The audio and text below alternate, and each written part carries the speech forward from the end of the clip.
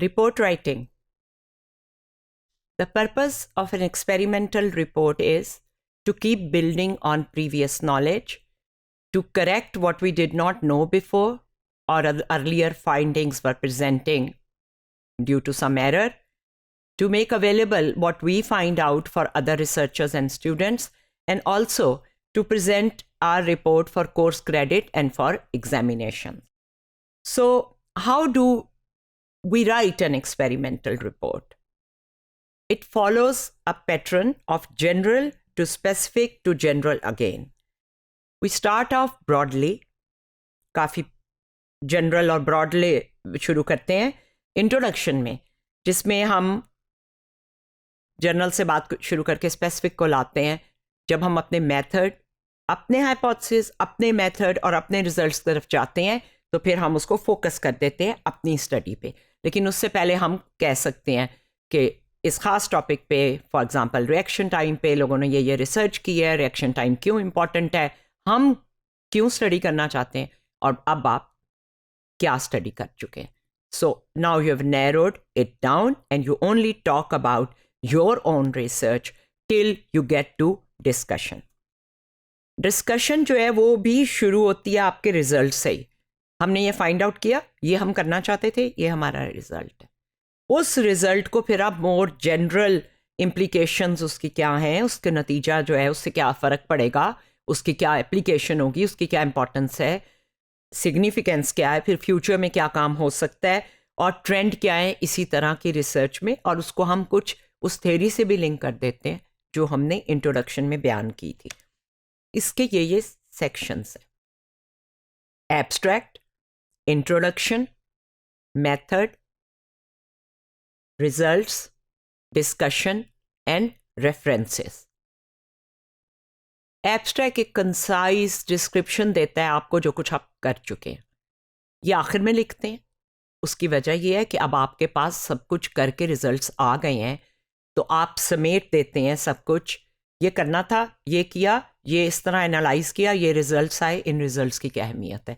In a paragraph usually limit is 100 to 150 words in any report where you present an abstract. ये self contained होने चाहिए, सारी information इसमें होनी चाहिए. फिर इसको उसी तरह ऑर्गेनाइज करते हैं जैसे हम इंट्रोडक्शन को ऑर्गेनाइज करते हैं कि पहले हम अपना कॉन्सेप्ट इंट्रोड्यूस, थोड़ी सी एक लाइन जितनी गुंजाइश है एब्स्ट्रैक्ट में, लिटरेचर के बारे में कि इसमें क्या हुआ है, फिर अपना मेथड, फिर अपने रिजल्ट्स और डिस्कशन, और ये सबसे आखिर में लिखते हैं. इंट्रोडक्शन जो है वो जनरल से स्पेसिफिक से जनरल, दोबारा स्पेसिफिक की, जनरल स्पेसिफिक एंड दोबारा जनरल की तरफ जाती है. आप अपना प्रॉब्लम इंट्रोड्यूस करते हैं, फिर उसका एक शॉर्ट ओवरव्यू देते हैं अपनी स्टडी का. इसके 3 हिस्से हैं: opening statements, literature review and study overview. तो अगर हम देखें तो ये ऐसे चलेगा.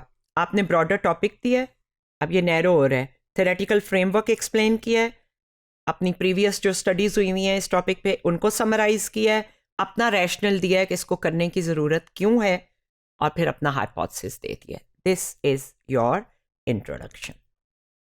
बाकी जो सब सेक्शंस हैं मेथड में, पर्पस, वेरिएबल्स और उनके ऑपरेशनल डेफिनेशंस. क्या मतलब है आपके वेरिएबल का, रिएक्शन टाइम का क्या मतलब है, सेंसरी स्टिमुलस का क्या मतलब है, पार्टिसिपेंट्स कौन थे, सब्जेक्ट्स थे, स्टूडेंट्स थे, एक था या ज़्यादा थे, आपका डिज़ाइन क्या था. हम डिज़ाइन पढ़ चुके हैं, सो यू हैव टू से क्या डिज़ाइन आपने यूज़ किया, क्या इंस्ट्रूमेंट या मेजरमेंट यूज़ की, आपका प्रोसीजर ऑफ डाटा कलेक्शन क्या था, और क्या कोई डिसेप्शन यूज़ हुई थी, और अगर हमने करनी हो डिसेप्शन तो उसको भी हम प्रोसीजर में बता देते हैं और उसके एथिकल वजह भी बता देते हैं.